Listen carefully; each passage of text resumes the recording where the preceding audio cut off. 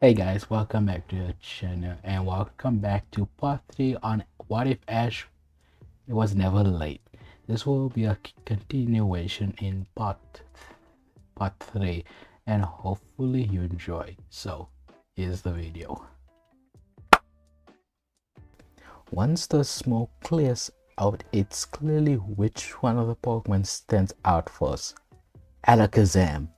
It fell it fell to the ground first, which means it's knocked out and Hunter is still floating in the air in victorious as Hunter just laughs in laughter and Ash is pretty excited about this.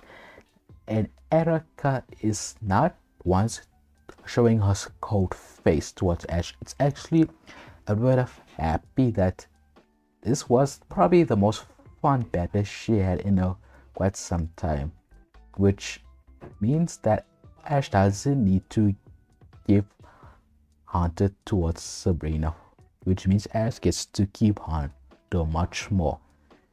Whereas we take our next episode towards Ash finds out his next destination is a far off island to get through so he can get his 7 gem badge, which is not a problem. He gets to travel through the ocean and to train a few days with his Pokemon, but quickly finds a 9 test thinking it looks pretty cool. And the trainer asks Ash if they could have a battle. Ash accepts this, which means Ash was sent out his fire Pokemon to try out which one is the most strong of the two Growlers. But it's quickly found out these two are far apart from battle experience because Ninetale is much more experienced. Even though Growl is much more stronger, but Ninetale is much more experienced, which leads Growl to of defeat, which is disappointing of himself because he made so much progress. He thought he was getting stronger, but Ash calms down his little doggo and promises they will try much more together. Luckily for the young Ninetales trainer, he offers him a Firestone to help Growlithe to evolve so he can get stronger. Growlithe is excited, even almost nearly grabbing it. However, Ash quickly grabs it away from Growlithe and he thanks the trainer for the Firestone. However, Ash will only give Growlithe the stone if it's, well, mature enough, which Growlithe is not yet, but he's willing to do the work. So the next few days or so, Growlithe and Ash are dedicating themselves to do some training, learning a few moves. But luckily, this is good enough for Ash to give Growlithe the Firestone, which in a evolution standpoint, allowing Growlithe to able to evolve into his various trend, evolving into the more powerful Arcanine. We head to the next episode called The Flaming Pokemon. This is where Ash in the anime rides a ponyta in the anime, but we can change something a little bit. Since Ash has Arcanine, a Pokemon he can legitimately ride on, this is where we replace Ponyta and change it into Arcanine here. This won't change much, but it will make Ash and Arcanine spot much more closer. And we're gonna go to the next episode called. The next episode is the attacking of the fossil Pokemon.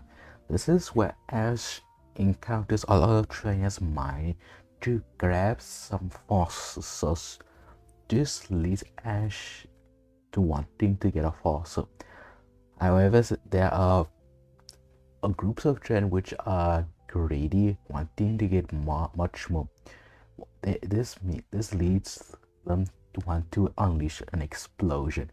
Ash and his Pokemon attempt to stop this, but unfortunately, it played out similar in the anime.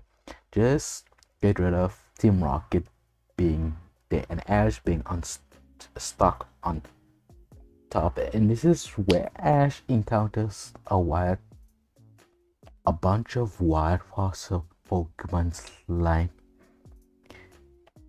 Armor Stars and Cupotops, even a wild Aerodactyl. This plate simply just replace Ivysaur in this one, where Aerodactyl attacks Ash and attempts to fly away, wanting to eat Ash. Luckily for Ash, he has Ivysaur.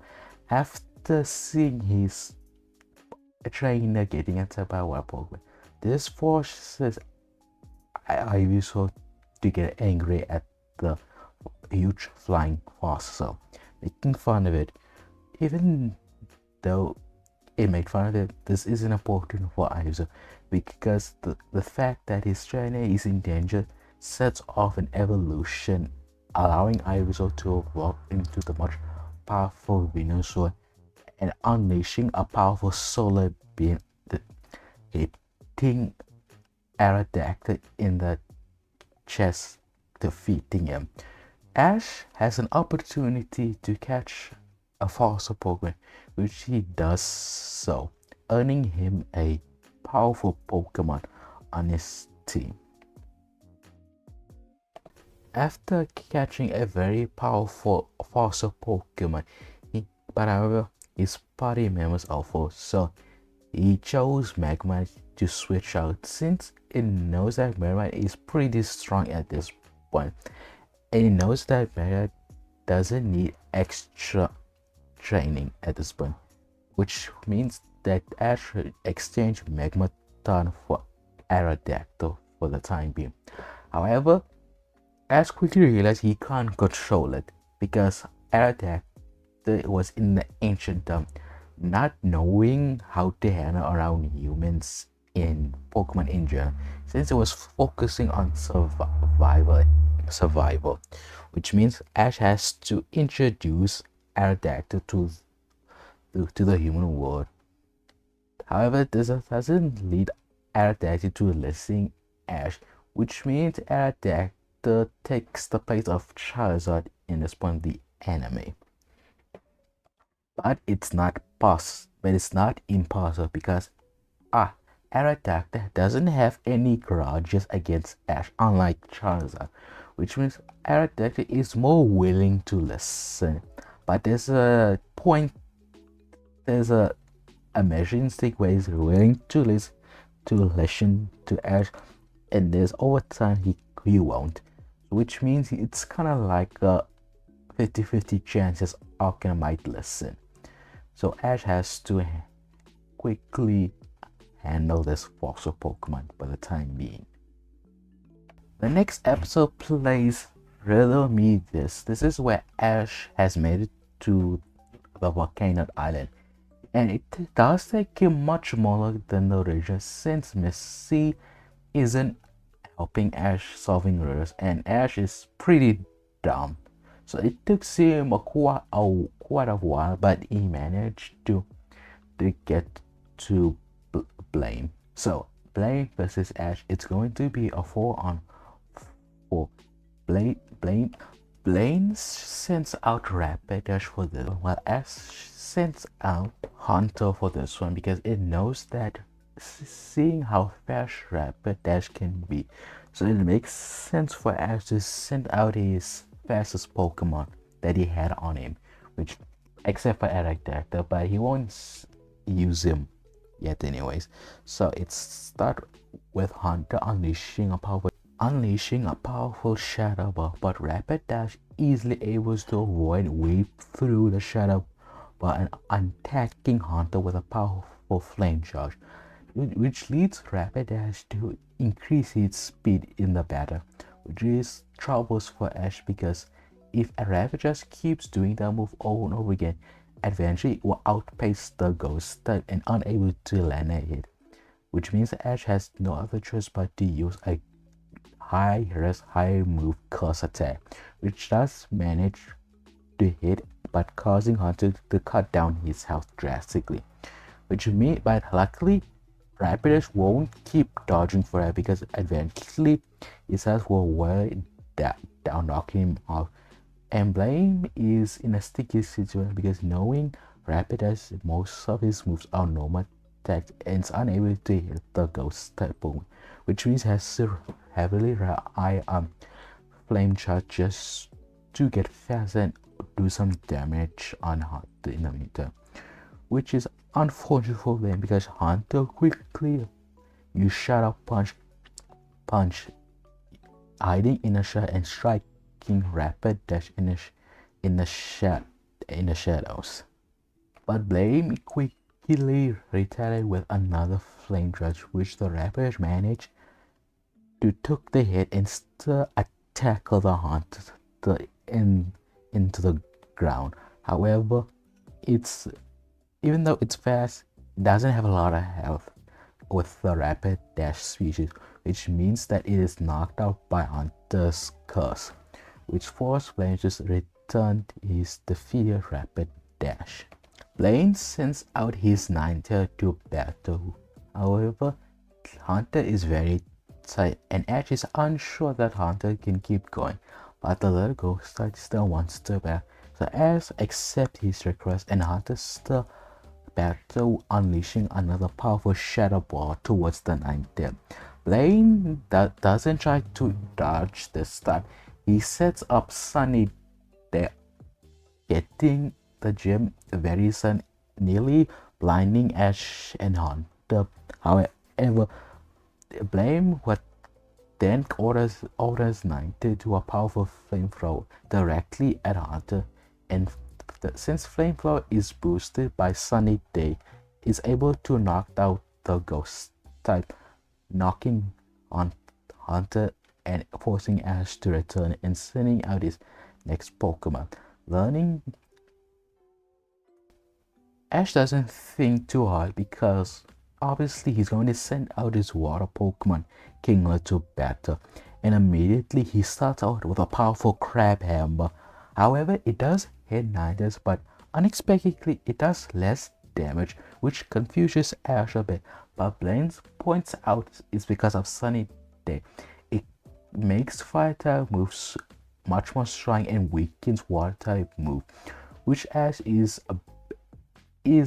stumped by this, but quickly gains his proposal by using another super effective move, Mud Shot by Kingler, slamming its big claw into the ground and shot out a mud river towards Ninetales, doing damage and slowing Ninetales down.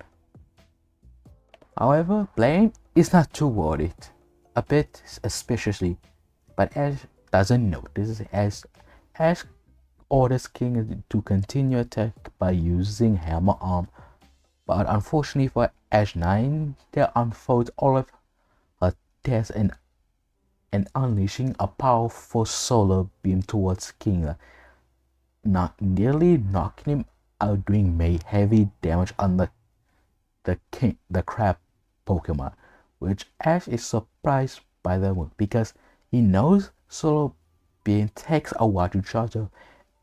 And how did Ninetales fire it so soon?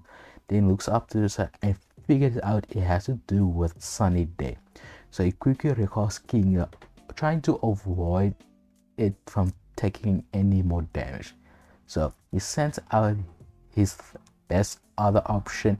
He sends out Arcanine to battle. As Arcanine roars ready for battle, Ash knows that Arcanine can handle the fire and solar beam because it will resist that attack, which means that Ash has to rely on Arcanine to finish off Ninetales before it could do any damage towards the rest of his team. Ninetales unleashes a powerful flamethrower while Ash counters with Arcanine's flamethrower, as these two unleash devastating fire type blasts towards one another, but they quickly cancel one another. But Arcanine is much more faster than the Ninetales, which means Arcanine is able to use extreme speed, doing a lot of damage by weaving through Ninetales' other fire attacks. Ninetales tries to use another flamethrower, but Arcanine quickly snag on by using a powerful crunch attack, waving down Ninetales and allowing Arcanine to take a win as Ninetales falls out unconscious, forcing Blaine to retrieve it and sending his next Pokemon, which is surprising because he sends out his own Arcanine for battle, which is an interesting mirror match, as these two big doggos just roar at each other, waiting for their chance to command the first move. Ash does it first by using extreme speed, and Blaine does the same thing too, as this doggo tries to outspeed one another, but it's clear as this Blaine's Arcanine is much more experienced and stronger than Ash's Arcanine. Luckily, Ash isn't deterred by this. Ash tries to command Arcanine to do another extreme speed. However, Blaine's Arcanine is already hit Arcanine with his extreme speed, forcing Ash to return Arcanine to his Pokeball. And Ash is in a sticky situation. He's not sure that Primeape could handle this Arcanine speed, especially with those flamethrowers and fire blast. And Sunny Day is still active at this point, which means he has one more option that isn't Venusaur. Even though he wishes he could use it, but he knows it's a bad idea to bring a grass to a fire gym, which leads to one option, Aerodactyl. Knowing that this won't probably end well for him, but he does it anyway as he sends out Aerodactyl to battle. Unfortunately, this causes a similar to Charizard being uninterested on Blaine's Arcanine. This feels very similar in the anime where Charizard just goes somewhere just to go to sleep. This causes embarrassment for Ash, which Blaine forces Ash to say it's technically a knockout because Ash doesn't want to battle, which Ash is stumped by this, which means there's technically one more option, which is Kingler, which took heavy damage but has no other options but to send it out for battle. Kingler looks very tired after getting hit by a powerful solar beam, but it's still hanging in there. But just one or two more hits and he's probably knocked out, which leads Ash to focus on a quick KO from his spot, even though he can't use Crabber since it's still Sunny Day active. Luckily, Kingler has his armor to protect from Blaine's extreme speed as the big dog tries to uses all of his weight to crush the crab into the ground. But Kingler is now pushed over and is able to use his big claw like a shield, blocking Arcanine to get closer, and uses his smaller arms to do vice grip attack, but it doesn't do much since he's not using his more dominant claw, which Ash did notice something. Sunday is almost wearing off, which means Ash needs to let Krabby Kingler hang in just for a little bit, but Arcanine then tries for a crunching down Kingler's massive claw. However, it's enough for Kingler to unleash a powerful crab hammer, knocking Blaine's Arcanine in one fell swoop, knocking it out, which forces Blaine to return it. However, Kingler looks extremely tired. He can't battle anymore, which means Ash just has to hope that can just do one more attack. Blaine sent out Magma to battle. This does get Aerodactyl to notice the fire Pokemon, but it doesn't do anything yet, which leads Kingler to bailing in. However, Magma is much more faster and much more healthy. Then it unleashed a powerful lava plume directly at Kingler. Even his armor couldn't protect him against this powerful move, even though he resists that attack, which knocks Kingler out, which forces Ash to have one more Pokemon left. However, Aerodactyl jumps in the bathtub, which gets Ash and Blaine a bit shocked by this. But Blaine has to recall that ruling where Aerodactyl is able to battle, which means Ash still has 2 more Pokemon. But Blaine warns him this is the last time he's gonna give him this. So, which means Blaine won't hold back on this one. Ash tries to command Aerodactyl to do an ancient power, but the fossil Pokemon doesn't listen to Ash. He does do whatever he wants. So he does a sky attack on the Magma Pokemon. 2 Arcanine surprise Magma simply grab him in mid-fight and shot a powerful fire punch towards Arcanine's face. Aerodactyl is angered by this. Then he quickly charges with a Giga Impact towards Magma. Then Blaine simply unleashed another lava plume, slowing down Aerodactyl's powerful momentum, even though it does major damage, but not as much towards Magma because he did slow down Aerodactyl's momentum. However, Aerodactyl is angry at this point and unleashed a powerful wing attack, slamming its huge wing towards Magma, doing good damage. However, Magma quickly shuts down a smog which poisoned the ancient Pokemon and doing a clicking talk as Arcanine is slowly poisoned, which means Ash has to do something to at least convince Arcanine just to do one thing that could help being on this.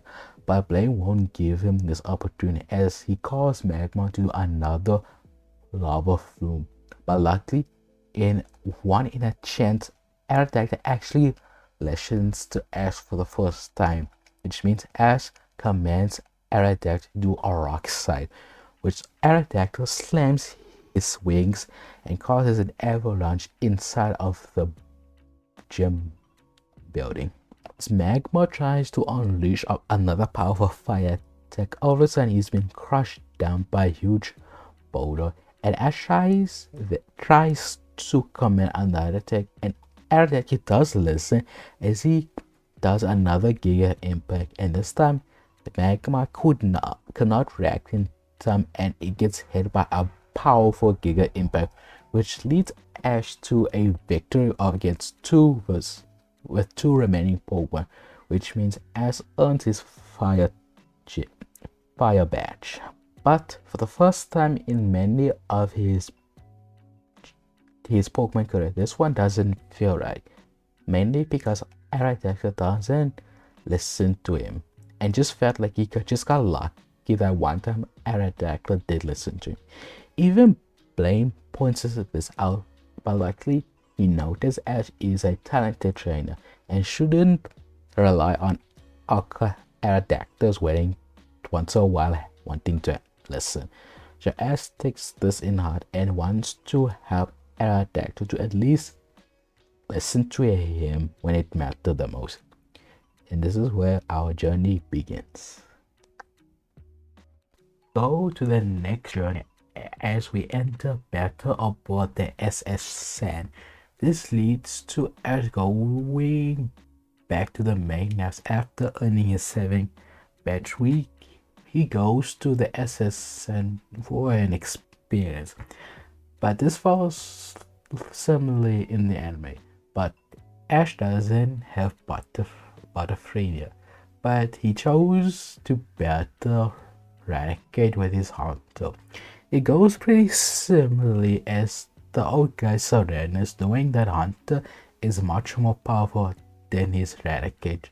The old man suggests Ash for a trade, and Ash doesn't know how to handle the situation. So unknowingly and being an idiot, he accepted this. Then it follows similar in the anime where Team Rocket attack, and this is where, as noticed, Team Rocket isn't a bunch of bad people that are criminals. This has led Ash to hate Team Rocket after they tries try to steal his and everyone else's Pokemon on the ship. And possibly where Ash fights off and the ship is sinking, wanting to get out.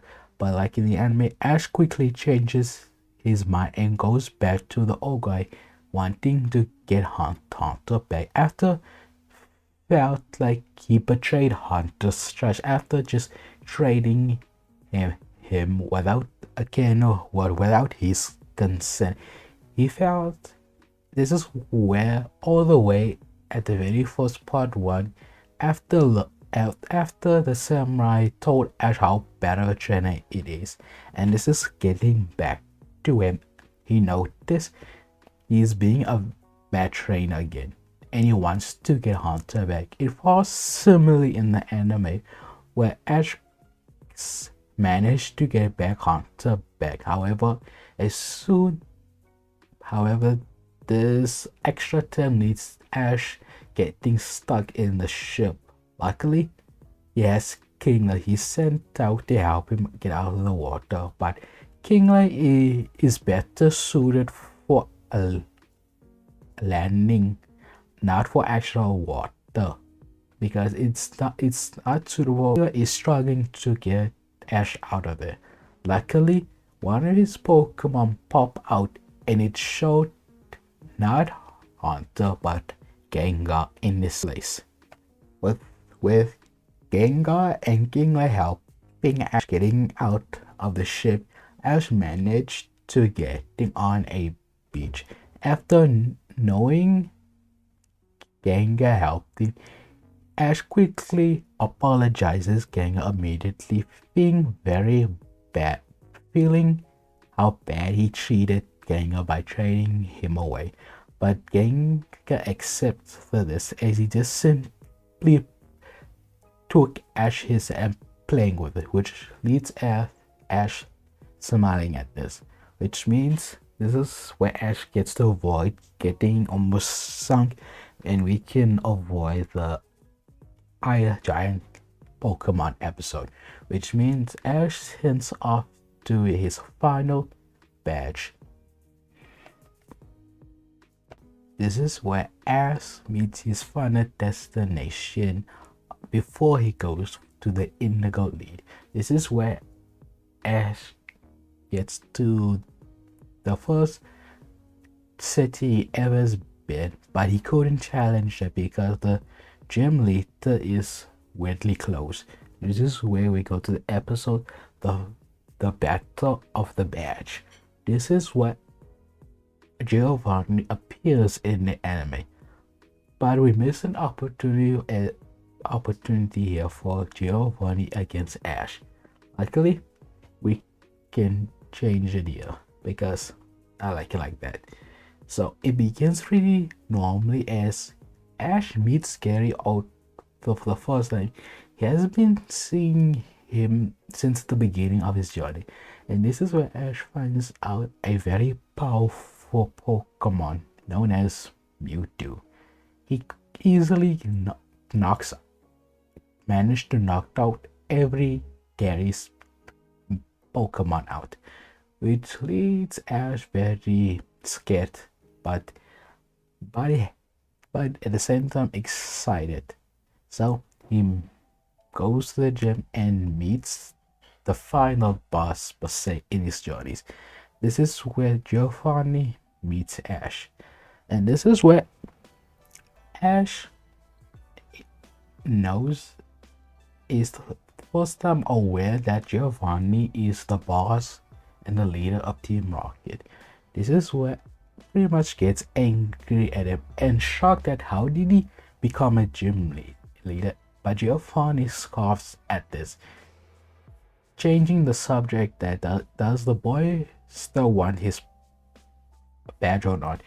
And Ash accepts this, but it's gonna be hard to accept getting a badge from a very criminal. But regardless, this is his final badge to need to enter in the Indigo Lead. The battle starts pretty simply as Ash sends out Venusaur to battle. This is where Ash finds out the powerful Mewtwo. And this is very one-sided. This is where Ash experienced how Gary felt, as Mewtwo easily one-shot Pokemon. And Ash has, even though Ash is very experienced and with powerful Pokemon by himself, he's outmatched by the powers of a legendary Pokemon status, which means Ash lost and he needs to get a rematch.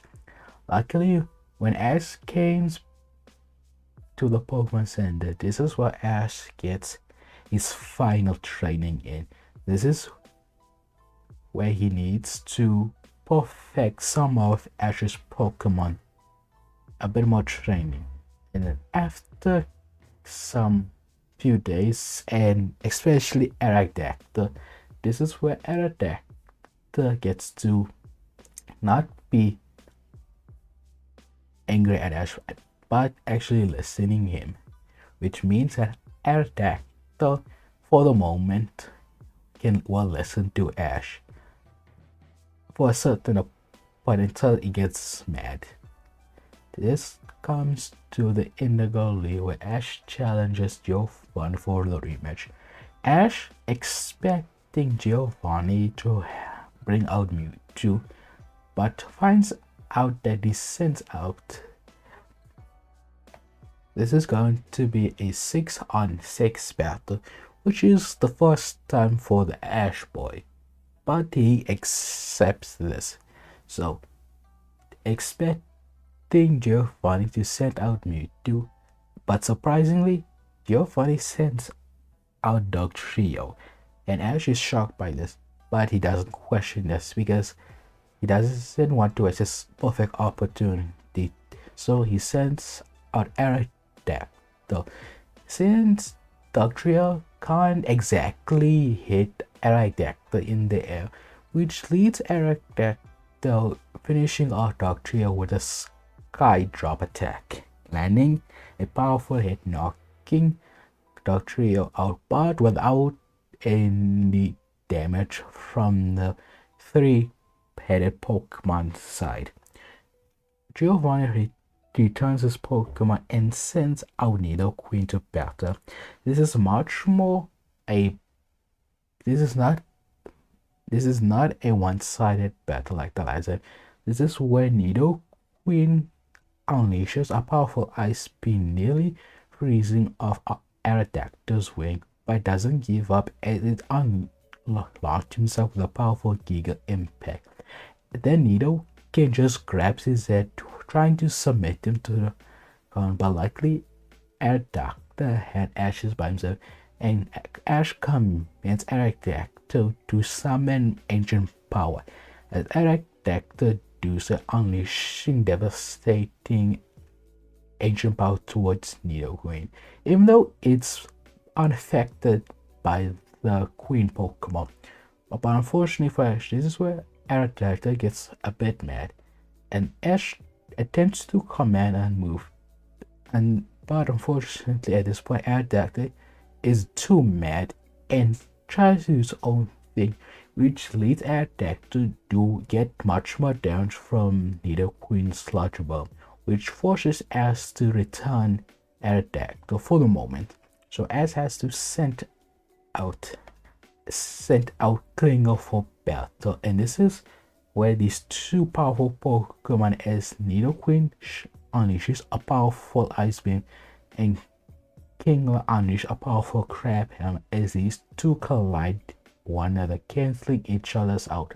Luckily for Giovanni, Nidoqueen is much more faster than the Big Crab, as Nidoqueen charges forward for a superpower, which leads King to do a huge damage, but without getting damage in return, as Kingler does a powerful Crab Hammer, as these two fighting type move clash one another, exchanging powerful blows.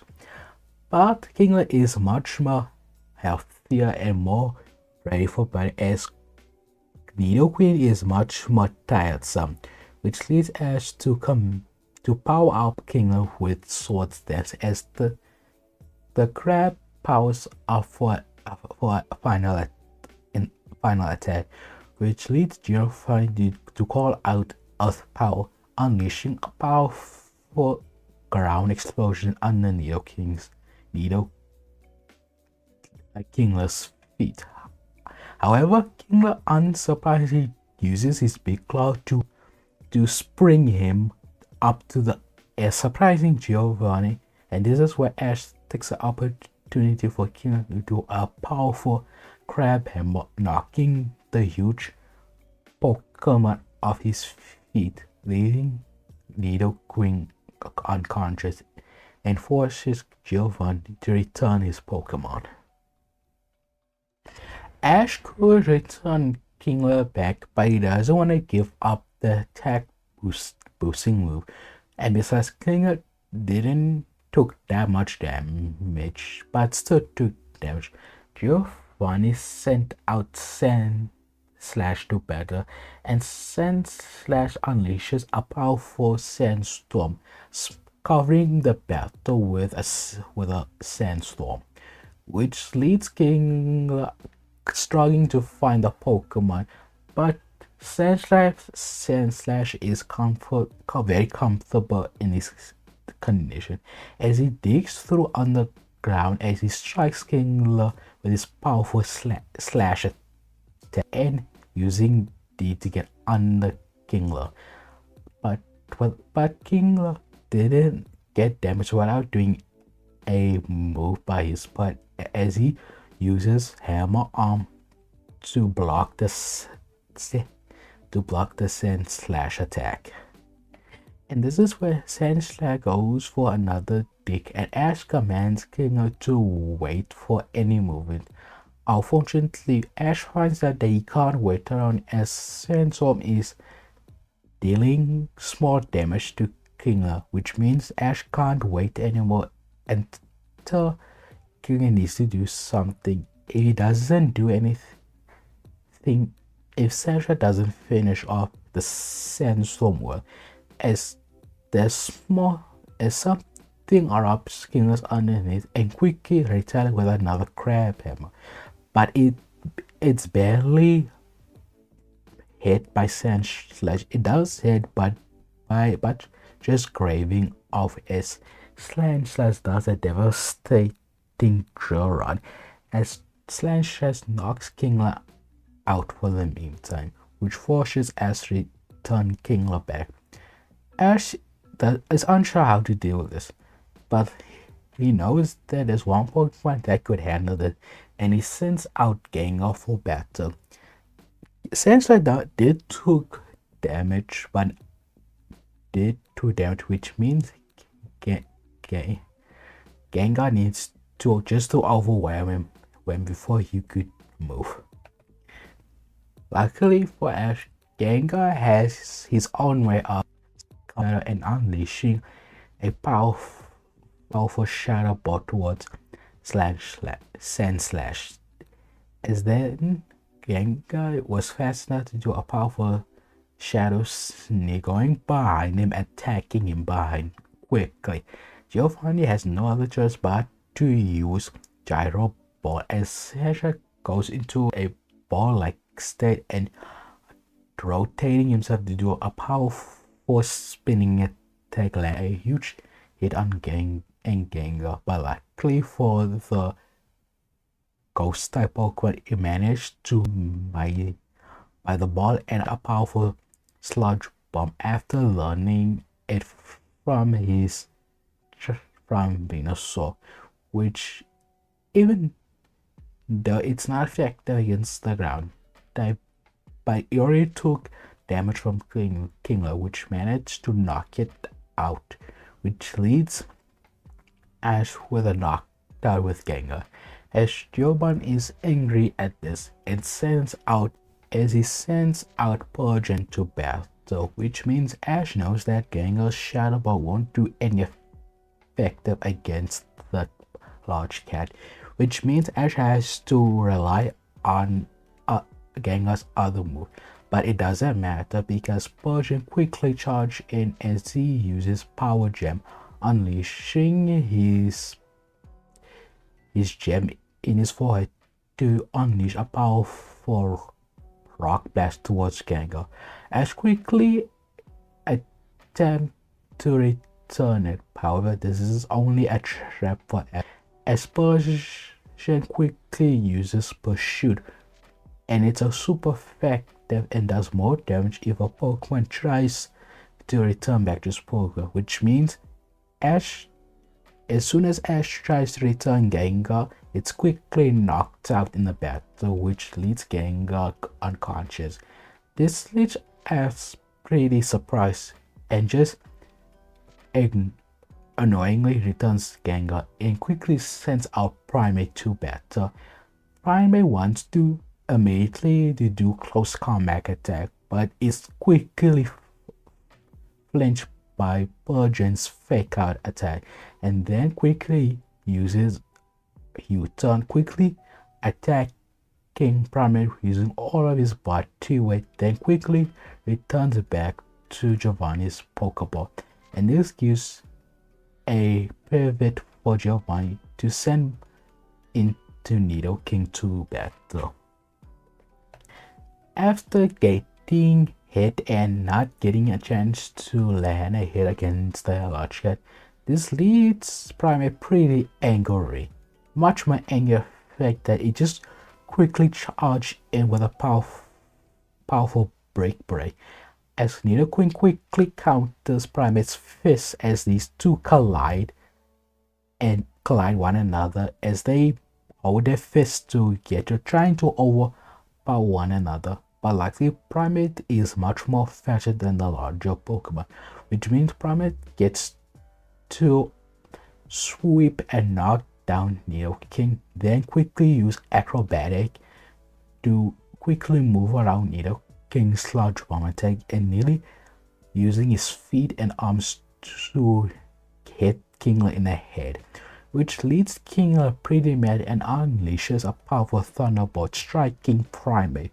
However, Primate isn't a pushover and still standing and taking the Thunderbolt pretty well. And then, unfortunately for Giovanni, this damage towards Primate just power ups his next move as Ash calls out a Thrash as Primate's eyes turns red and a primal roar as Primate just charges and hitting Nidoking with an elbow, knee, fist, and doing a massive headbutt. This leaves Ash very uncomfortable, knowing that Thrash is very powerful move but makes the Pokemon very aggressive. But he can't argue with the results as Primate knocks down Nidoking. Unfortunately for Primate, it's poison because he activates Nidoking's poison touch ability, which means Primate is in a ticking clock, which forces Ash to return Primate back to his Pokeball and to not deal with the aftermath with confusion from Thrash. Giovanni returns back Persian to battle as Ash sends out Arcanine to battle. This is a cat and dog standout as these two just grunted at each other, immediately not liking one another. As these two command, Giovanni quickly commands Pursuit as Ash commands Arcanine to extreme speed. These two quickly charge one another. As soon as these two attack one another, they immediately go back for another attack as another Pursuit and another extreme speed. But luckily for the big doggo, he has a advantage because he's much more bigger than the feline for this one. And also, as soon as Persian tries to get away from Arcanine, he quickly uses Flamethrower to disarm himself with Persian. Persian tries then to use Fake Out, which does so, flinching Arcanine, which leads Persian to quickly use a powerful power gem towards super effecting against Arcanine, as Arcanine took a big damage but still standing, as then Arcanine charged in with a powerful crunch as he crunched down the cat as Persian crawls out as it struggles in Arcanine's fangs. Ash has an idea and commands Arcanine to use Flamethrower, as Arcanine then unleashes a powerful Flamethrower, pretty much getting the cat burned alive, which managed to knock down the feline, which forces Giovanni to return back his Pokemon. And Ash is scared now in this situation because he knows Giovanni's last Pokemon, which is Mewtwo. And the question is, why hasn't Giovanni sent him Mewtwo? Was he just toying with him, or was he just trying to tire out his team? But it doesn't make sense. The last time Mewtwo decimated Ash's entire team. But regardless, whatever it is, Ash can handle it. And Giovanni sends out a Rhydon, which confuses Ash, but secretly is glad that he didn't send out his legendary Pokemon. But regardless, he needs to win. But unfortunately, Rhydon is much more powerful and quickly uses Earthquake, super effecting against Arcanine, standing no chance as Arcanine is knocked out, which leads returning Arcanine back. Then quickly has to send out Aerodactyl to battle. At this point, Aerodactyl is much more calm and resumes the battle as Aerodactyl quickly charges in with a Sky Drop attack. However, this isn't effective against Rhydon as he simply took the damage and quickly charged in as Rhydon unleashes Horn Drill. Even though it's not affecting Aerodactyl being a flying type, this does lead Aerodactyl in a pinning situation as Rhydon pins him down to the ground and then unleashes a powerful Stone Edge, super affecting Aerodactyl, knocking him out. As Ash returns Aerodactyl, noted this Rhydon is very strong, and he has two Pokemon, one refreshed and one nearly knocked out. He sent out Primate to battle, knowing that he's on a ticking time bomb. However, he knows that Primate has one more move to do some damage, which is Close Combat, as the Primate just roars and quickly strikes the massive Rhino Pokemon with a powerful punches, kicks, and elbows. However, two surprises as Rhydon took them very well. Even though it's super effective, Rhydon is taking it scary well against this effective move. But to Ash's horror, Rhydon uses Reversal as all of that move quickly turns back to Primate, knocking him out, which leads Ash one more Pokemon left. But luckily, is his strongest Pokemon. He sends out Venusaur to battle. And this is where Ash tries to play smart, not wanting to charge in recklessly. But this is the opposite for Giovanni, as he quickly commands Rhydon to do an Earthquake as the Behemoth slams his powerful legs to the gun, doing damage to Venusaur, leading him to scream a bit. Then Rhydon quickly charges and with a powerful Drill Run. But lucky for Ash, Venusaur quickly shuts out Leech Seed, managing to hit Rhydon, which means Rhydon is on the opposite end of a ticking time bomb, as Leech slowly drains his health down for Venusaur. As then Venusaur quickly spouted out a powerful sludge bomb to Rhydon. However, it's not effective towards Rhydon. Then it quickly retaliated with a powerful stone edge, doing major damage against Venusaur, but it still stands. And in a few minutes, these two exchange moves after moves one another, but slowly, maturely, Venusaur is slowly winning this battle as Venusaur is slowly getting his health back and back, while Rhydon is slowly his health after every move.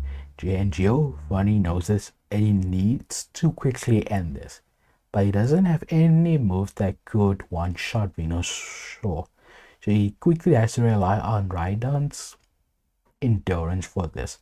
So this is an endurance. Ash is pretty scared that Rhydon took that close combat very well. However, he trusts this, but he trusts his Venusaur's power to help him. There have been a journey since the very beginning. Ash has a flashback after they first meet. After everything they went through, Ash declares they're going to win this once and for all, as Ash commands Venusaur to do a powerful solar beam. And Giovanni quickly notices and quickly tries to stop him with a powerful stone edge. It does hit Venusaur, but Venusaur holds still, taking the damage head and finally unleashes a powerful solar beam and strikes through the powerful boulders from Stone Edge and shots through until it hits Rhydon with a big explosion covering the entire gym with a smoke. As the smoke clears, Ash knows that. He tries to look through it, then notices Giovanni disappears and only notices a badge standing on top where he left. Ash quickly picks it up and finds out it's a badge. And Ash knows that Ash knows he won this and quickly accept this, but hesitantly, which lead Ash questions. Why did Giovanni disappear and not use Mewtwo? It's weird. But it doesn't matter the boy too much as quickly celebrate his win with Venusaur. And this is where we're going to end our episode here. So this is where we're going to end part 4 until we head to part 5, Ash's final chapter. What do you guys think? Do you like how I handle with Mewtwo and Giovanni better, or you don't like it at all? But regardless, what will happen with Mewtwo? Why did he run away? But that's in the past, and yet to find out on the next episode. Just make sure you leave a like, leave a comment, and follow. And see you on the next one. Peace.